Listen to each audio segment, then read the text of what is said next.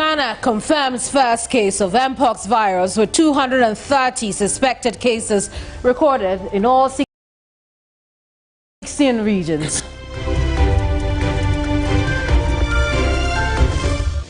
Also this afternoon, Ghanaians hit the street urging government to free 53 others currently in detention on allegations of committing crimes during Anti-Galamsey protest. And much later, letters from detention. We hear from two Anti-Galamsey protesters speaking from their cells in their own handwriting.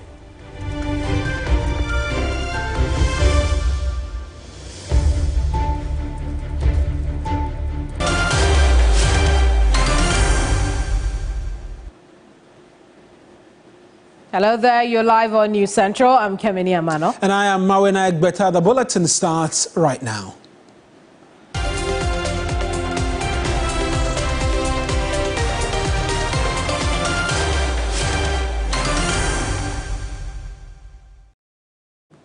This afternoon, in not so pleasant news, Ghana has confirmed its first case of the Mpox virus. Follows nearly 2 months of heightened surveillance after an earlier report by the Africa Center for Disease Surveillance suggested 4 cases had already been recorded. Mpox, which used to be called monkeypox, is an infectious viral disease that can occur in humans and other animals. It can cause a painful rash, enlarged lymph nodes and fever.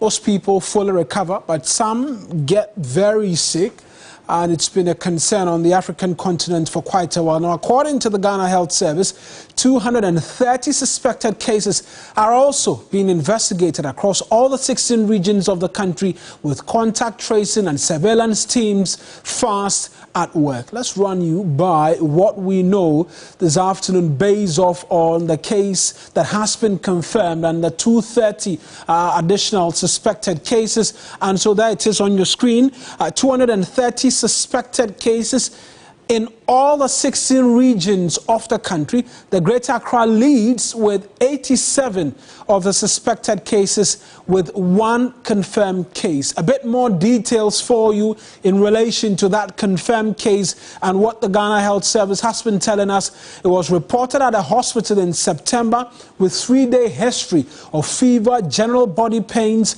sore throat and a rash, which was initially in the palm and face but spread to the trunk and some extremities. Now, there's been no history of travel in relation to this patient over the past 21 days or a history of sexual exposure to a potentially infectious person. The case was initially admitted but has been later or subsequently discharged and is currently stable at home. What's been the response from the Ghana Health Service? There's been an activation of district, regional and national public health emergency coordination structures. That's one.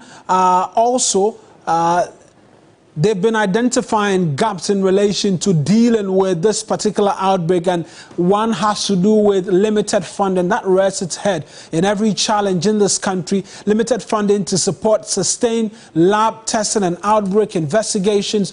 Also, limited funding to support sample transportation, especially from hard-to-reach areas such as the affected district, and the need for social support for suspected or confirmed cases who need community isolation.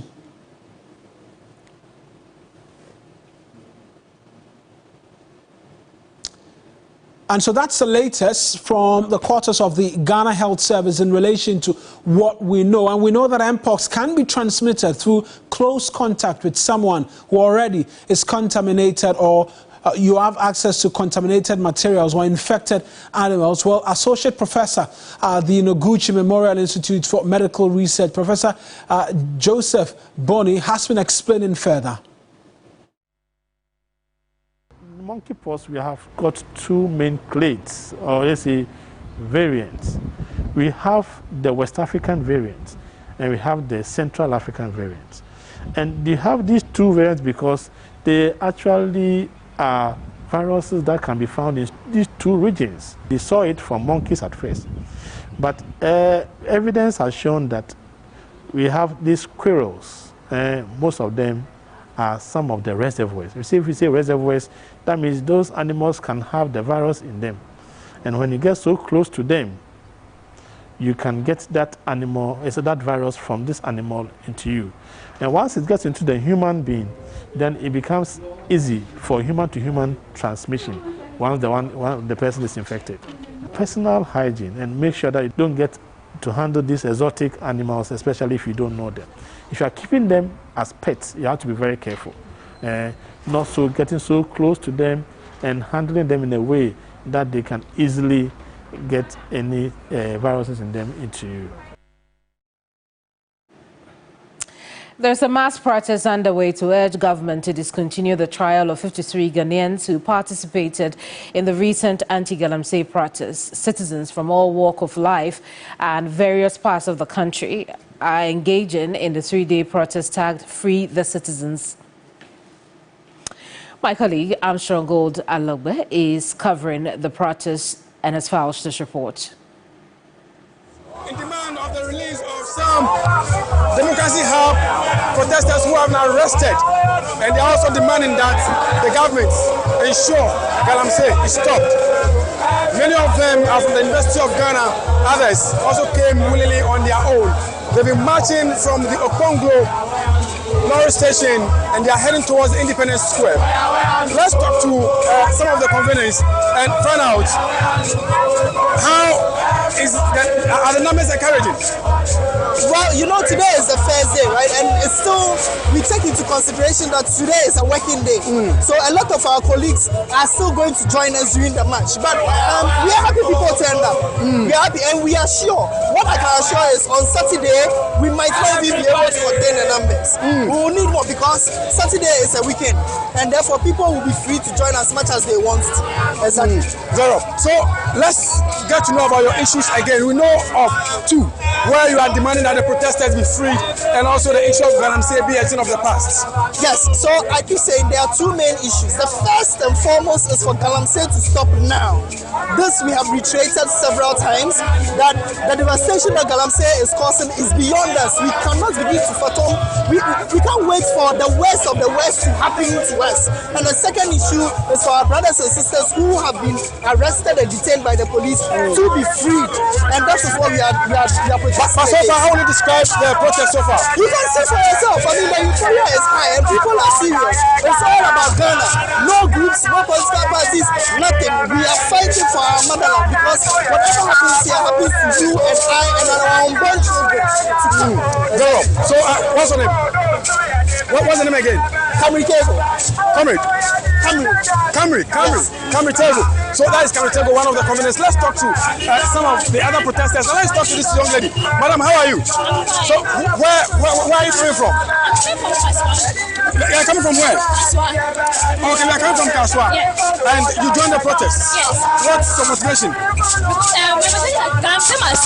Because there was a place I've been polluted with having my house. And when you look at the effects of my house, it's very dangerous. If someone gets kidney disease, that is very expensive in Ghana. So looking at all that, it doesn't really make sense that up to now they haven't stopped Galamsey. And then this is why we were arrested for the last protest. It's a infringe upon their rights because raping people have been allowed to run about, and these people who are protecting Ghana's resources have been arrested. So you want them to be released as well? Yes, they should be released immediately because it's not fair at all to sleep in the prison for 1 week for fighting for the country's resources. Very bad. It's very bad. As a democratic country, it's very, very bad. Vero, thank you so much. What's your name? Delali. Let me talk to you. So, madam, how are you? So, why did you join the protest? Tell me, your life on air. Just to stop Galamsey. You want Galamsey to be stopped? Yes, and also free rap. Okay, so let me first. Why did you join? Okay, he will not talk to you. Let me talk to a few more of the other protesters. Madam, how are you? Okay, so this is a protest demanding for the release of the Democracy Hub protesters that have been arrested and remanded in police custody. Let me talk to a few of the protesters. Madam, why did you join the protest? Okay, you will talk. Madam, why did you join the protest? It be too much. It be too much. I don't lie. It be too much. When our business suffer, for a village, we don't city. It won't affect city yet. The time go affect city, as well, you go enter here. The police go join me. The armies go join we. Them now, them are politician people. Them now go join we. No. That be too much. It be too much. We not be NDC, we not be NPP, we not be ABC, we not be any top political party. Time we could talk the truth. Yeah, bre. They all make we see what Kenya do before you go retaliate. No. Kenya will be peaceful people. Police officer, young people. I be young. Let me young. You can be young. We dey pray for our future. Not be them our future. You go come focus on we. Not them. Also, thank you so much. Let me talk to others now. How are you? So why do you also join the protest? Yeah, I'm just here to chill, man. So he's here to chill. I'm just here to chill. But how's it going so far? Yeah, why are you going to protest? Yeah, I joined because I want the illegal mining to stop in the country. That is why I joined. I want our river to be clean, colorless like this. That's why I joined. I want our forest reserve to be preserved. That's why I joined. I want our leaders to take action. That's why I joined. So he wants our leaders to take action, and these are few of the protesters speaking to us in here. The work just started, and we are going all the way to the Independence Square, quite a distance from the Okponglo lorry station to the Independence Square. Is not an easy walk, but the message is clear. They want Galamsey to end, and also for the protesters who have been arrested and remanded into police custody. I can see some. Let's join Armstrong now, who's live with the protesters. Joseph, where are the protesters now? We are approaching the Kaufudi Junction, where more than at least some 5 kilometers walk already, and we are heading all the way to the Independence Square. So as right now, we are just a few meters away from the Kaufudi intersection, where you could see the protesters rapidly marching towards the Kaufudi intersection happening. I see. What is the point for protesters when they get to the Independence Square? Sorry, Kamini. I'm asking, what is the plan for the protesters when they arrive at the Independence Square? So, Kamini, the plan is for them to get there, convey there, and then also bring some messages and also present a petition to any of the government officials that could meet over there. And they'll continue from there, they'll disperse and continue tomorrow as well as Saturday. It's a 3-day protest. The main protest is actually going to happen on Saturday, where they are expected to have at least not less than 10,000 people on the streets. Because according to them, today being a working day, it's obvious they're not going to get so many. I see. But Joseph, tell us, what has police interaction with protesters been like today? So for the protesters, they are saying that today being working day, it's normal that the numbers will not be so large. But even so, some of them have also expressed light about the numbers they be able to gather on the street now. But for them, one issue is key to them, that their message about Galamsey ending is the main focus of this protest, where you see this young man, for instance, he has written, mining profit, national pricing, and then the police respect order from above more than the human rights. So a few of these placards, you could see this one, so leaves, mercury, crops, and many. So these protests have been very successful and peaceful so far as it stands right now. And all of the young ones here, I can see some very young ones, as young as 17 years, all taking part in this protest, many of them being university students from the University of Ghana, and others also came on their own, the right from 55. The numbers increasing from time to time. We started with a very small number, but the numbers seem increasing as we protest earlier. Many of them were of the view that the police, look at the numbers, about 5,000 police officers we are told have been deployed. They thought the police were coming to pick them up, but as the protest keep moving and the policemen, you could see they will line up along the roadside, so where they get to the line up so that it's not scared of their lane. And they have their private internal security. I mean, the protesters, they have their own security, where if you want to stop them or you want to misbehave or divert from the routes, they will pick you up and hand you over to the police themselves. But as it stands right now, they are hopeful that in subsequent protests, which is tomorrow and Saturday, they will have large numbers. But their message is very clear. Release the protesters that were picked up about a week ago, and also the government must hit to fall for them to stop. Very well. That has destroyed water bodies, particularly in the rural communities. Indeed, thank you so much, Joseph. Joseph Armstrong there with the protesters who are now marching to the Independence Square. Well, some of the detained anti-Galamsey protesters have been writing in support of the protests and sharing some details about the plight of those in detention and the possibility of their innocence. Let's walk you through what they've been saying from custody as they've been, and we've been telling you how even a push by their lawyers to have bail granted them has hit a snag, and they are to make that appearance at the High Court on the 7th of October. We provided you those details. Here's what they've been telling us. Felicity Nelson and then Eloma Bebio, that's their handwriting from detention where they were picked up by the police 2 weeks or a week ago for protesting and demanding an end to illegal mining and the destruction of the country's lands, forest cover and water bodies. And so this is what they've been writing. Let's try and get you a sense of exactly what they've been saying. And this one by Eloma Bebio, 26-year-old lawyer. A lot of you remember videos of her on social media with the handcuffs on and all of that. She says, Nkrumah smiles at timidity, wails in the face of the resilience demonstrated by the historic and remarkable protests.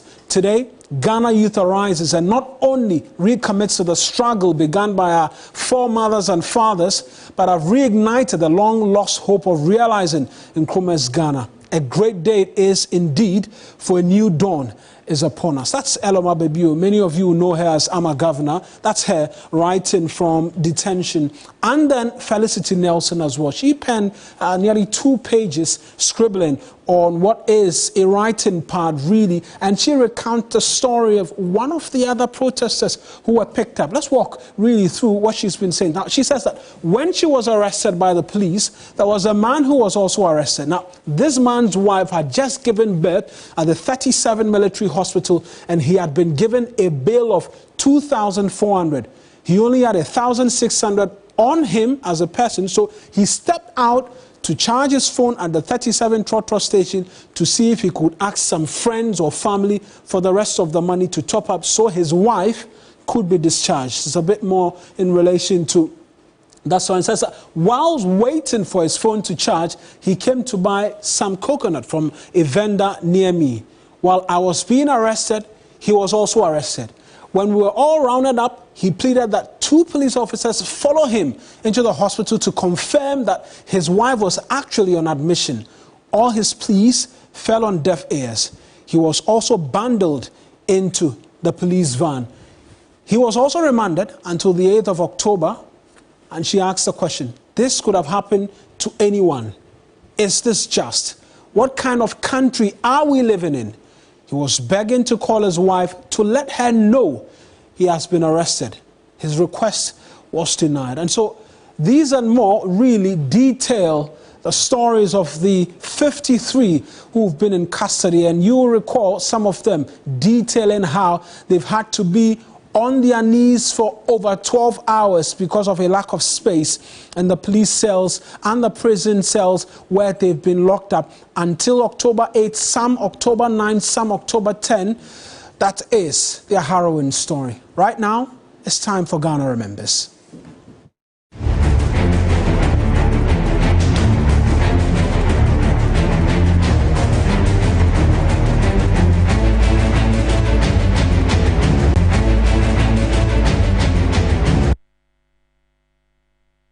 Today we look back at President Akufo-Addo's inaugural speech after a convincing electoral victory in his third attempt. Nana Akufo-Addo mounted the podium at a time many were asking for change. The NPP's anti-corruption campaign had found favor with the man tagged as a human rights activist set to lead this democratic revolution. He made a bold call for a Ghana beyond aid and demanded the full participation of citizens in the struggle to make Ghana better. He asked them to simply be citizens. Almost 80 years on, the question on the minds of many is, has Ghana met these high standards and have citizens lived up to expectations? The biggest challenge facing the country today is Galamsey. Government continues to delay in fully committing to the broad-based citizen suggestions for drastic measures. The end result, a possible public sector shutdown. The citizens must simply protest as is expected of them. They must shut down the system to get their commander-in-chief to listen. This, however, comes at a high price, really, one not many are willing to pay. The government's own Attorney General, who is prosecuting ordinary citizens accused of committing crimes during the protest to ask their own government to listen to them, says some of them could be innocent, hence the need for speedy investigations. Now, this begs the question, why the sledgehammer if we are even unsure of their guilt? After his team had argued against bail, even on the day he was speaking, he says bail will be considered next time. 2 weeks jail time in a push to seek an end to Galamsey. What more can we be if not citizens? Citizens, you must be at the center of the change.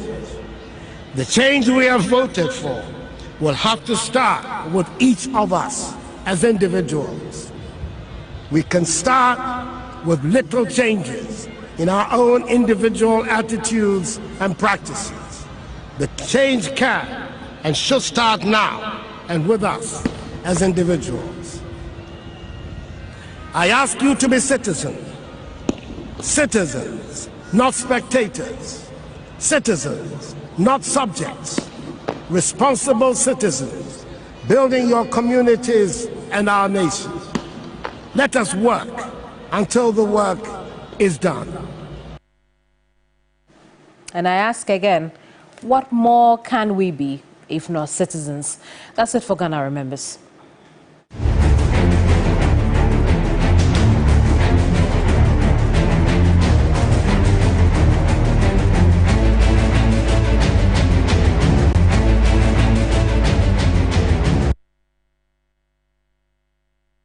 Still on the Galamsey subject, some members of the clergy have backed calls for the declaration of a state of emergency to tackle the wreck of illegal mining, also known as Galamsey, in the country. Some of them who spoke to my colleague Grace Hamoajiman contend the current effects of the menace is a sin against humanity and nature. It started very small, but now we should all put our hands on deck. I encourage every well-meaning Ghanaian to do everything we can to stamp out Galamsey. For 6 months, if there is a total ban or a state of emergency, because it's not the best for God to give us such forests, rivers, for us deliberately to kill forests, to kill water, and to kill fishes, and to kill aquatic life in the search of gold. It's not the best. To me, it's wickedness.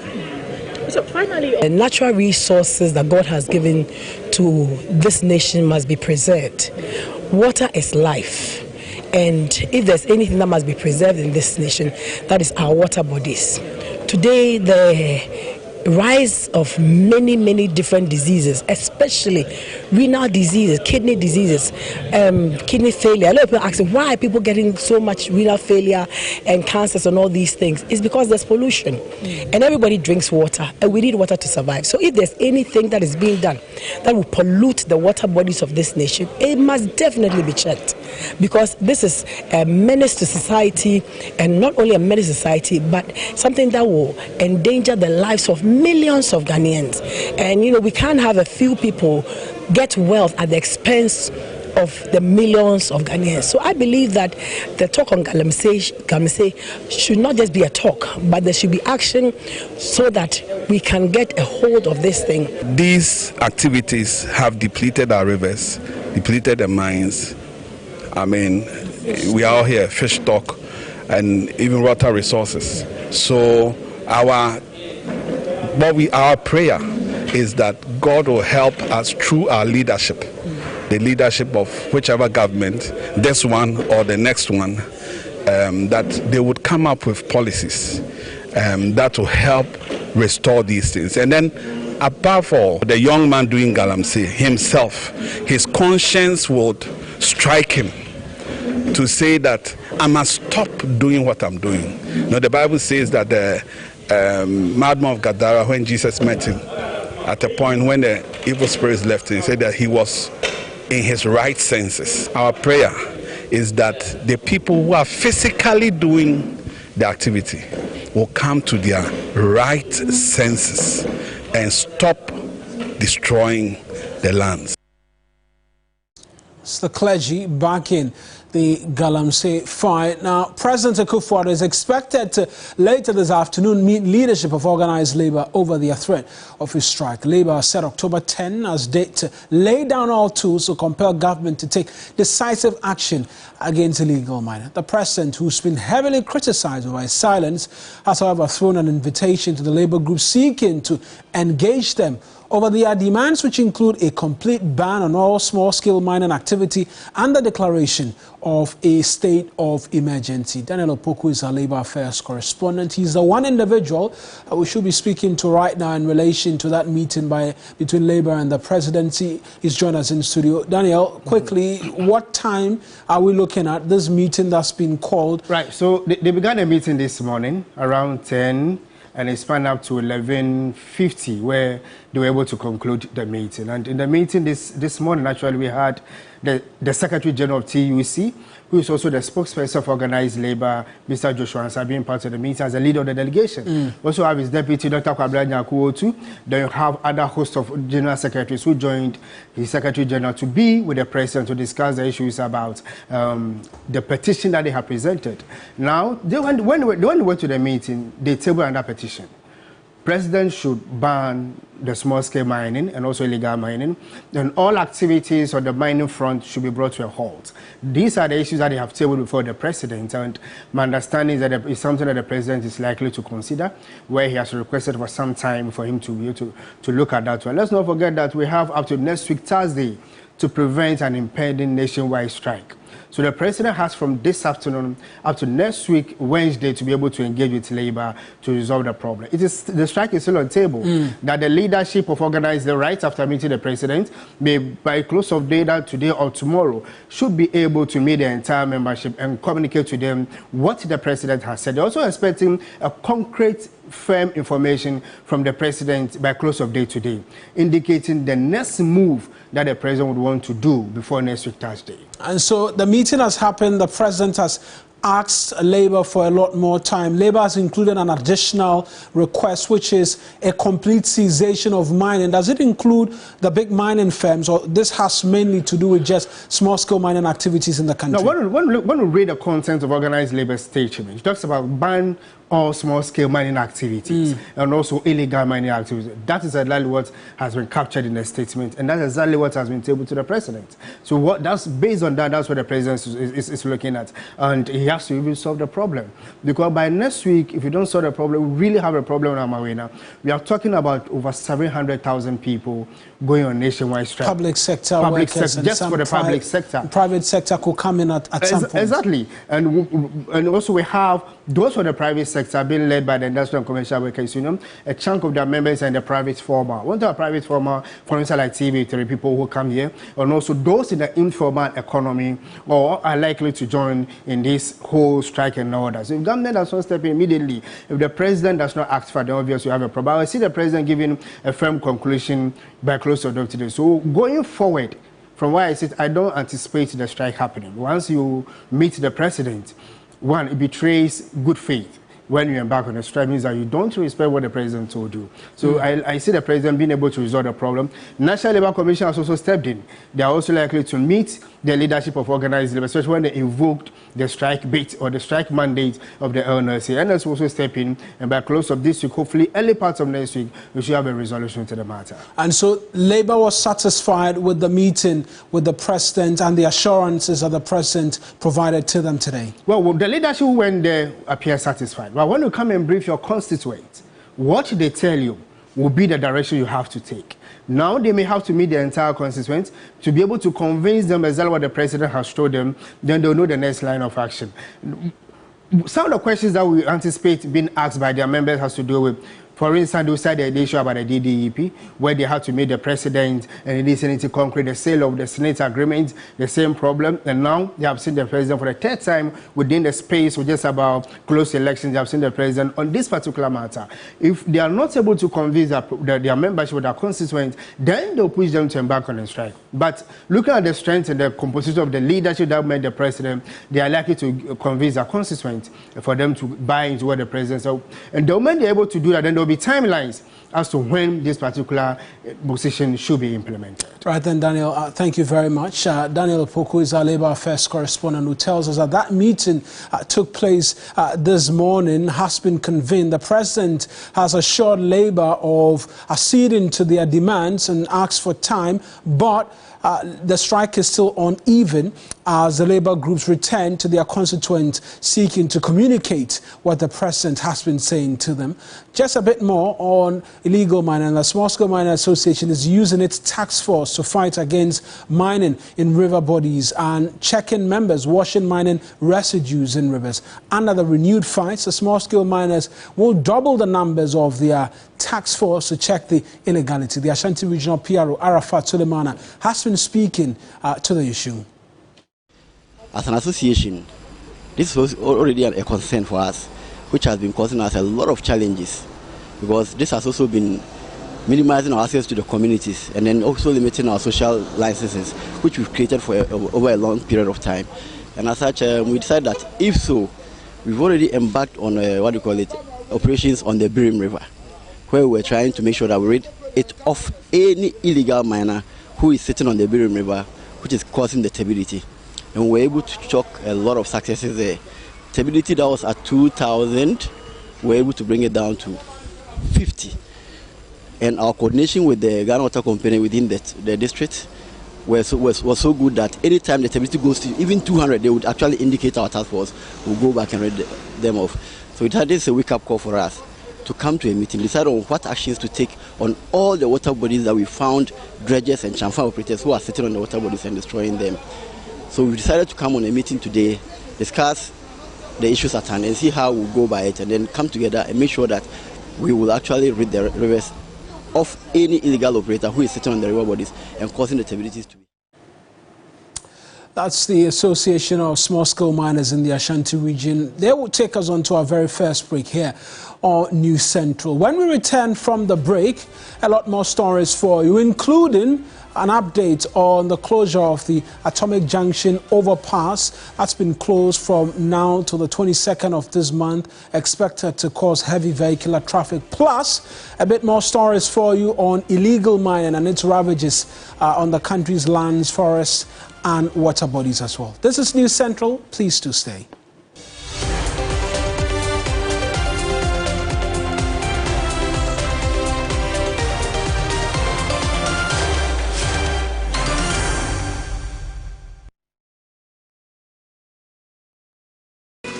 One bucket of Flamingo paint is equal to several buckets of any other paint brand on the market. Flamingo paint, superior durability, superior hiding, superior coverage. Flamingo paint, simply superior. You know, one bucket of Flamingo paint is equal to several buckets of any other paint brand on the market. Flamingo paint, superior durability, superior hiding, superior coverage. Flamingo paint, simply superior. We all have that one friend, always by your side for the big moments and ready to assist. He's always got his eyes on the prize and his heart in the right place. Where would we be without our BFF? This season, enjoy all 380 Premier League games with your BFF GoTV. Upgrade or reconnect to GoTV Super Plus for the discounted price of just 265 cedis today. GoTV, love it. Auntie, nothing I want what time over me one money my business. Auntie Emma, the patch me by your school, a university. Na scan year 2005. And yet they are many. To my even to my summer, they brought up people kakra. No, the family. Oh, yes, men's Fantoman go to feed. And to what is a John Dramani Mahama. Any NDC for say, saying I may have done a gun for Twabamana. Waba, Aba University, via Technical University, College of Education, Nursing Training, woman in academic fees for first year. And you're free. No, yes. Adam, how did it? And then I'm at the Auntie, hey, share a BM was say, and can able Siana, not a Bowoma or Motua Suku Suono. Sano Bonnie Bakwa, says they was so best home. Ediama Oma or Motua Suono. And your Mr. John Mahama, yet shamming soon crying say, Yenyanuma. Omo did them sabi bread yourself. Omo go to cook what's the woman in our bar? And you're free. And Selma, yay. And coming for Nanka Nay 7 December. Nanka Yatsua Bana, my papa Mahama. I'm gonna be your president. She was sitting no more to a papa. A this a cry a papa beba wabrabum. To Abama John Mahama NDC. The luckiest. Star 712 hash. Luck is everywhere. 8K. Hey, you can get 8K. Get back packing from your command. One line. Hey, wait. You can put it on his tab. This is my man. Good luck. We'll be ready. We are star 712. It's much more phone. I'm on dialing the magic numbers. Star 712. Now welcome to the luckiest. And now with me at home ticket. You can buy for yourself or your loved one. Mommy, tell mommy who's here. You're buying for me, right? Or who else? Oh. Let's choose buy tickets for adults. Love you, boo boo. No, maybe straight to option 4. Now we you need to buy tickets worth 50 Ghana to qualify. Yes, you can buy random or preferred tickets. I'm choosing random tickets. Listen, if you buy the random ticket, the system chooses a random number for you. But if you buy the preferred, you get to input your own preferred 5 digits. 5. Baby, give me your 5 numbers. And how much are we buying? Babe, look at the body and buy you. With your body, Hey, tread cautiously. Now follow the prompts and confirm. Now the luckiest. The luckiest is regulated by the NLA on the Caritas platform, not for persons below 18 years. T&Cs apply. The news never stops. If it's not breaking, developing, the news lends itself to significant analysis, broad context through explainers, and the features that give stories more life. That's what we offer on Weekend Central. News, features, analysis, the full package. Weekend Central, Saturdays and Sundays at 12 p.m. on TV3. TV3, first in news.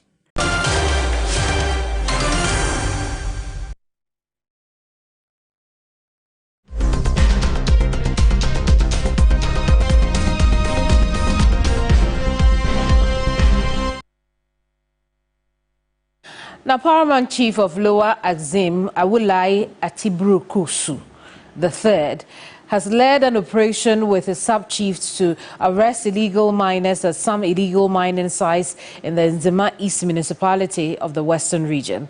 Awulai has vowed to hold accountable any traditional leader in his jurisdiction found to be complicit in environmental degradation and ensure they face swift sanctions from the Traditional Council. Ghana's water bodies are facing an unprecedented crisis due to the devastating effects of illegal mining or Galamsey. This menace has ravaged the country's natural resources, putting aquatic species and water resources at severe risk. In a bold move to safeguard his community, Paramount Chief of Lower Axim, Awulai Atiburu-Kusu III, has raided 2 Galamsey sites, Ewoku and Kejina, in the Nzema East municipality of the Western region. The operation, led by the Paramount Chief and sub-chiefs of the Traditional Council, resulted in the arrest of 1 Chinese and 2 Ghanaian nationals.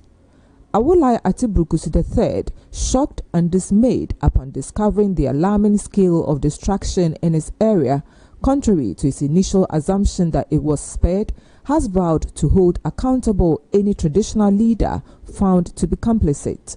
Complain, Mama Nede, I told me Hanum, I am Fnubi one some Ugudu Warrior Galamsey. Remember Jinzi, but Banade said Amada, what he says believing. Into other Makasama Banamede, Mbappe. Ampara, Missim. Now, come on, Moya. The youth in my community are well aware of my opposition to Galamsey, but it's the leaders who are perpetuating this destructive practice. As a result, I have summoned an emergency traditional council meeting to address it. One of the implicated chiefs has effectively sacked himself. Let this serve as a warning. Regardless of status, anyone found complicit will face the consequences.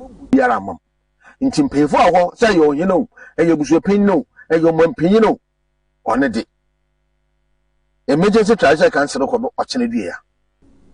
Awolai Atibrukusu III rallying his community not to sit idle while a few illegal miners destroyed their environment, emphasized the importance of collective action to protect their natural resources. Into the money there, governor apparatus. You will police if you want to. We must leverage government apparatus, including the police and military, to combat this Galamsey menace. If I hadn't intervened, our youth would have taken matters into their own hands and destroyed the equipment. Instead, I urge them to bring the evidence to the police station.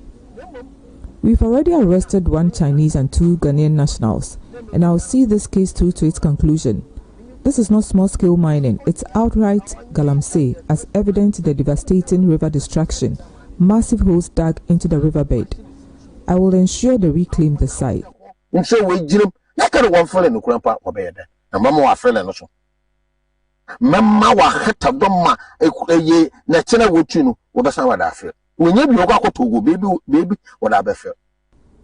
Irama Smith, TV3 News, Lower Axim.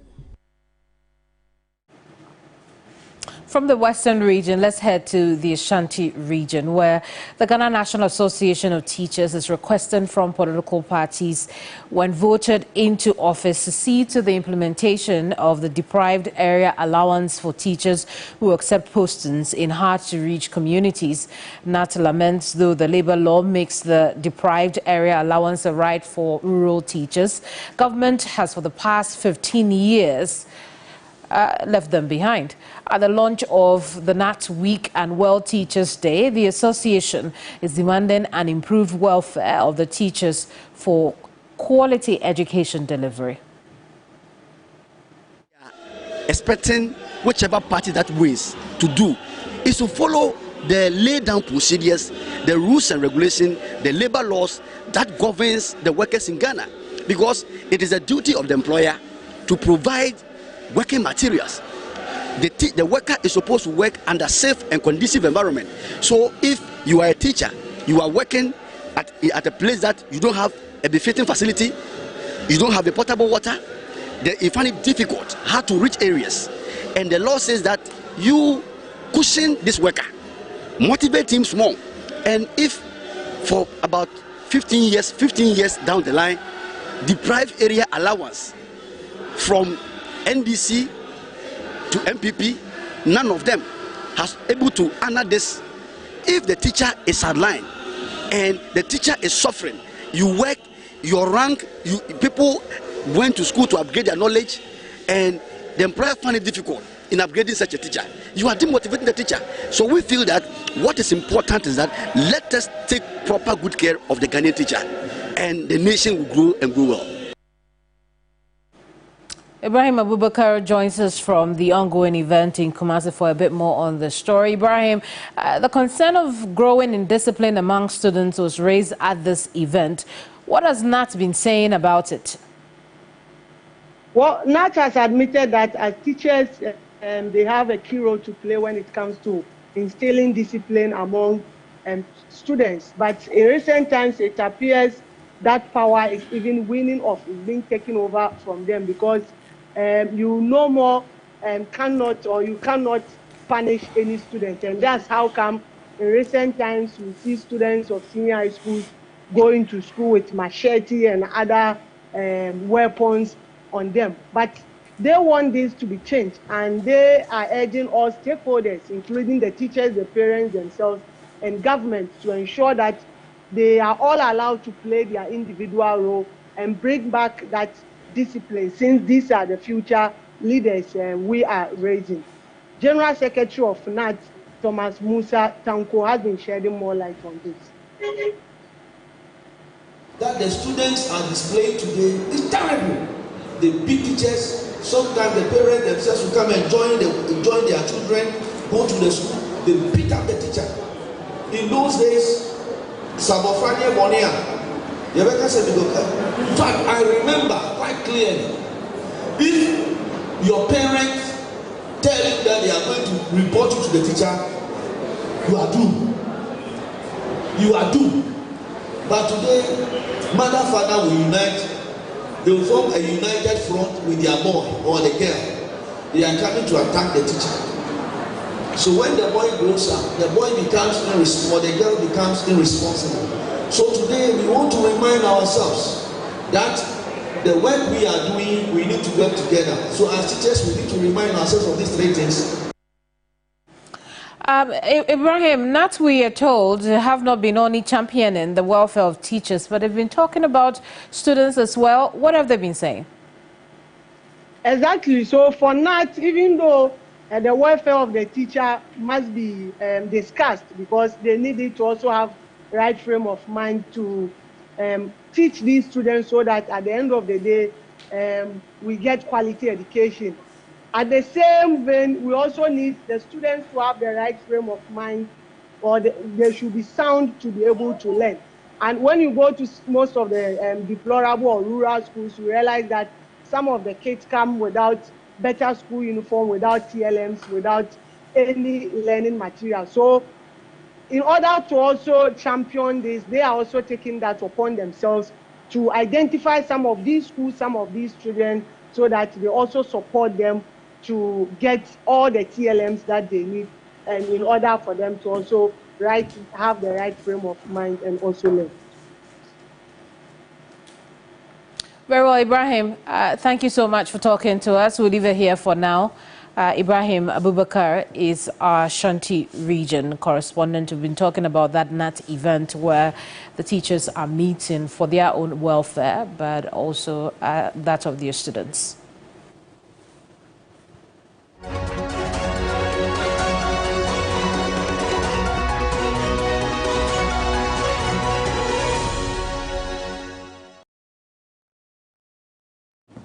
Now, two former members of parliament are gearing up to challenge the incumbent member of parliament for the Jomoro constituency, Dorcas Afu-Tofe, in the upcoming general elections. The two, Paul Essien and Sammy Nkrumah, believe they are the right persons to bring meaningful development to the area.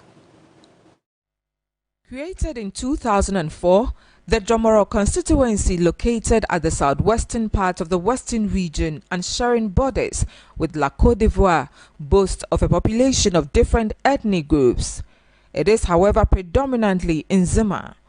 The area is rich in natural resources including coconut, cocoa, rubber and oil palm. With a voter population of 92,557, the Jomoro constituency could best be described as a swing seat, though the NDC has dominated. NDC's Lee Okran served from 2004 to 2008, followed by CPP's Samia Nkrumah, who also lost the seat in the 2016 general elections to NPP's Paul Essien. Essien, who became a deputy minister for chieftaincy, failed to maintain the seat for his party, losing it to Dorcas Afu-Tofe of the NDC in the subsequent election. The constituents are, however, dissatisfied with the pace of development in the area. The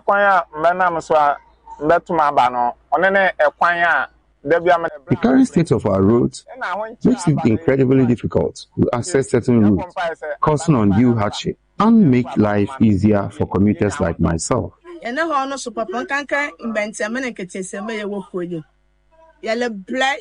young people in this community, we are struggling.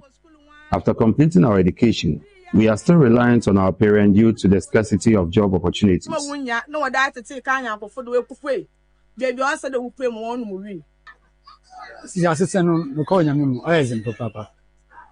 Life has become increasingly challenging, with even our children expressing concerns about the current state of affairs. As you head to the polls, remember to vote for someone who prioritizes your well-being.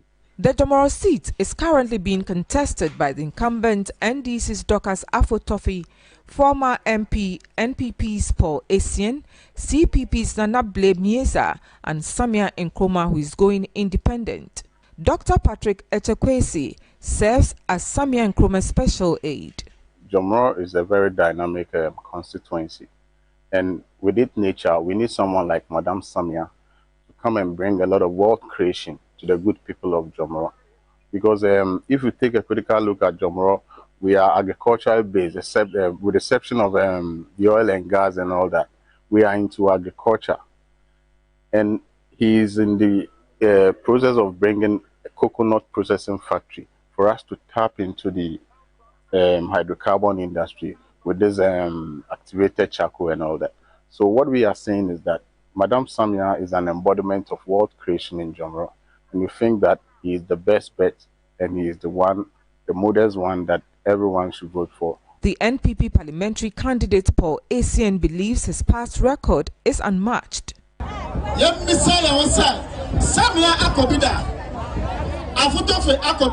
As we consider our next member of parliament, let's ask ourselves, who has delivered more for our constituency, Samia Nkrumah or Dorcas Afo-Toffee?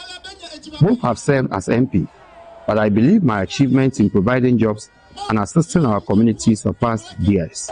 However, incumbent MP Dorcas Afo-Toffee is confident in her ability to retain the seat for her party, the NDC. I mean, with what I've done, of course, I'm now going to blow my horns and everything, but I'm sure you've done 1 or 2 interviews. I've worked as an opposition MP. So based on what I've done, the people themselves have made the decision. So with them, there's no contest.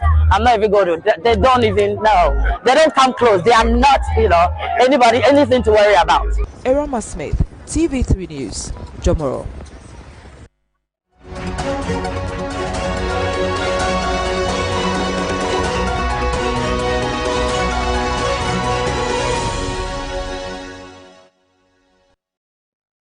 Now, flag bearer of the NDC has assured the people of Nankpanduri that his next administration will not be discriminatory in the appointment of men to steer the affairs of his government.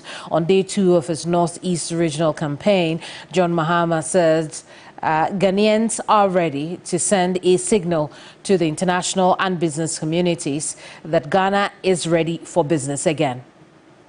The business people, all the investors, everybody is waiting for NDC to come back into office. We need to send a signal to the international community that Ghana is open for business again. We're going to come and transform things. We have the men and women who will be able to do it. And I'm sure that, yes, as Chief said, this part of the country is an integral part of Ghana. Komla Kluche is traveling, he's traveling with John Dramani Mahama. Let's get a bit more from that trip to the Northeast region. Komla, what else can you report today? The issue of road has become one of the major issues that not just the traditional rulers and the traditional authorities have put before John Dramani Mahama. For instance, the issue of the road from Wale Wale all the way through the Kudu that enters into the Eastern Corridor Road, which is scattered by the NDC administration. The chief within that enclave have lamented of how the road has been abandoned. They said he has really stepped to the zone to the fact that for His Excellency Dr. Barnier, he is the son of the Northeast region. to be in the government that has abandoned them and decades. They find it quite unusual. However, they believe very firmly in John Mahama to be able to continue the construction of this, to open the place up. If you look at this particular enclave, where I'm speaking to now is the city center here in Bukuru. Early on, John Komla, we'll leave our conversation here. Thank you so much. Komla Kluche is traveling with John Dramani Mahama in that Northeast Regional Campaign Tour. You're watching News Central. When we come back, we'll bring you more stories.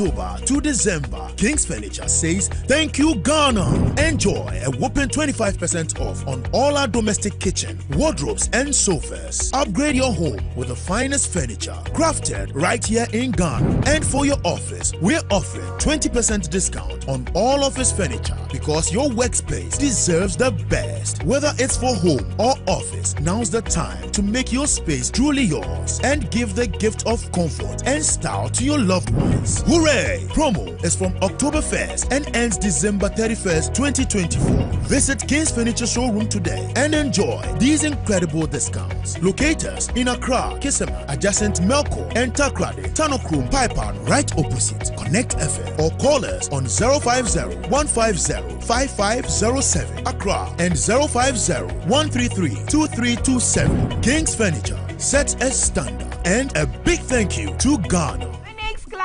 Uplifting women. Phoenix Club. Uplifting women. Phoenix Club. Uplifting women. Thank you very much for having me here today. The nation builder John Mahama and Professor Nana Jane are bringing you the Women's Development Bank. Whoa. It is a very special bank run by only women, to serve only women. The aim is to empower millions of women across the country. The bank will have branches all over the nation to provide you with loans with very low interest and on very flexible terms. Madam, I run a small makeup and nail bar. Do I qualify for a loan? No need to bother, my sister. I mean hairdressers, market women, women-owned online businesses, female graduates, women in the corporate world, traders, agri, women in all fields qualify for loans. With John Mahama and Professor Nana Jane at the helm, the Ghanaian woman will surely rise. Vote for change. Vote for John Mahama and the NDC.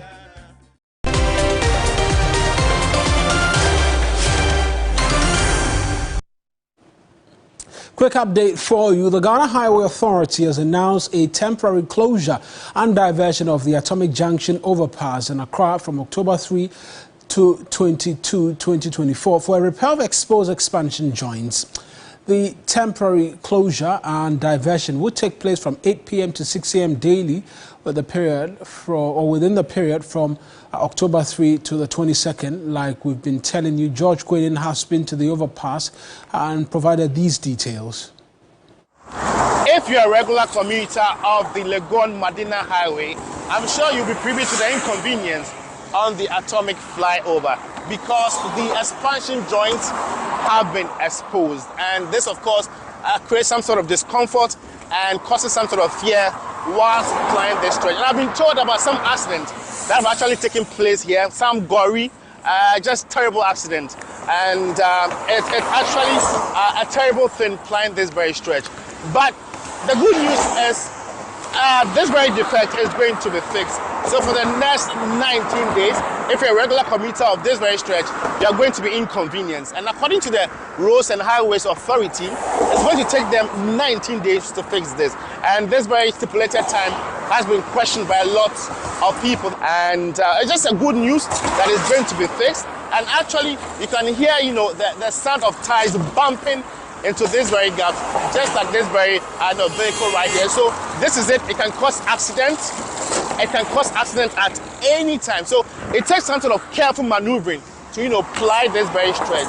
And so the good news is, yes, it's going to be fixed, and we just can't wait.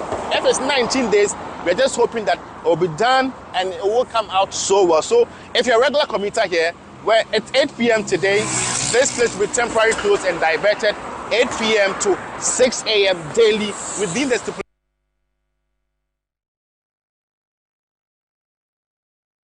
George Quenin with the details there, and the traffic situation after 8 p.m. is what a lot of you are quite wary of. We'll be bringing you details in subsequent bulletins as to exactly what happens there. That's our bulletin for you this afternoon. Have we got time for the QR code? Absolutely. You can scan quickly or pick up your smartphone and do that for us and join the 3 News WhatsApp channel. It's a big growing family, like I always say every afternoon. Scan and join and catch the news as it happens on the 3 News WhatsApp channel.